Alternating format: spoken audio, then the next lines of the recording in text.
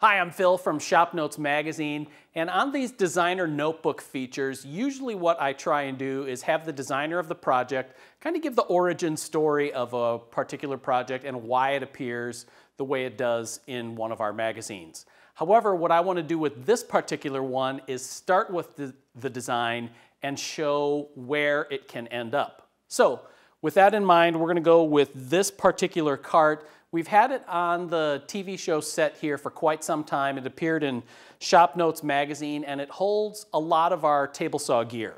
So there's a pair of drawers that we can have push blocks and feather boards. Down below are a bunch of insert plates that we've collected. And one of the unique features of this cart is the built-in clamp rack. And then on the side are a pair of adjustable outfeed supports that you can use for table saw, practically any of your power tools. Now, I really like the design of this particular cart. We use some really nice vertical grain Douglas fir and then MDF for the panels.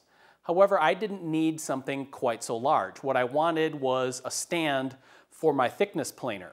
Now, when I was a kid, my younger brother watched Disney's Sword in the Stone a lot. And there's a song in there where Merlin is packing up all of his stuff, and he says to the things that they need to shrink in size very small. We've got to make enough room for all. And that's what I did with this cart in order to fit it into my small shop. So you can see in the styling between the two of them that they're very closely related, just shrunk in size.